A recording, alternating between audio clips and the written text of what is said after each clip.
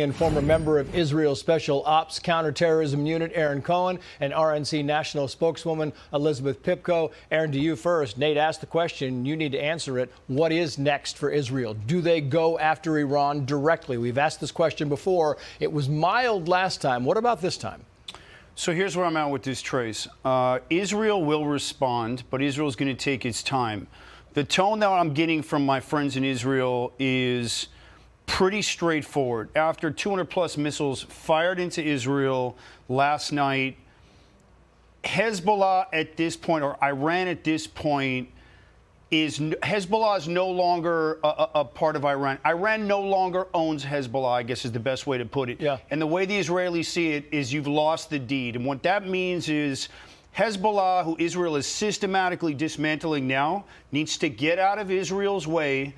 Otherwise, Iran and the IRGC will be removed from the Middle East. Now things are starting to look serious. It's amazing to me, Elizabeth Pipko. I was watching this today and the coverage and the 181 missiles. And at the same time, you had the United Nations coming out with a statement saying, oh, we need to have a ceasefire. Nothing about Iran and those missiles. Oh, we need to have a ceasefire. It is hard when you're a country surrounded by 200 million Arabs and you can't get support even from what is supposed to be a unbiased body.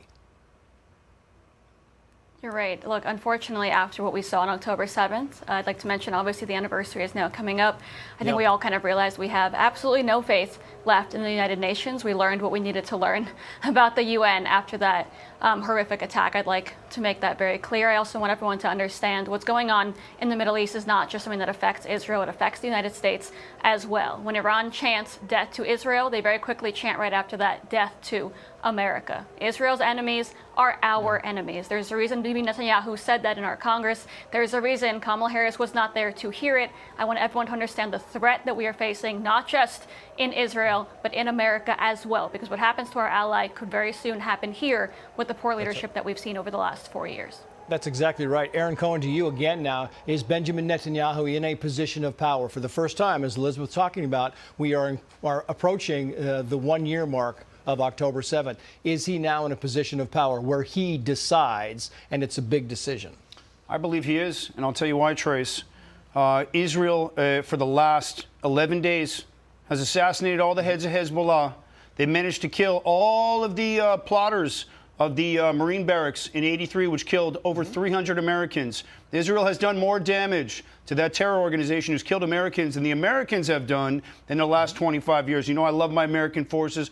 I support them. I train with them. However, Bibi is setting the tone in the Middle East which the United States needs to start following. Yeah. They need to start stepping up their aggression, their counter-terror capabilities, and their special operations capabilities. Otherwise, Israel will go at it alone either way. Yeah. However, you're about to see Israel pull off another magic trick, and they're going to take their time on this one. But watch, the IRGC is in harm's way. Yeah, and the President of the United States, it's still the same thing, Elizabeth. You've got no, hey, I mean, they need to finish this battle. It's we need to have a ceasefire. Your final thoughts?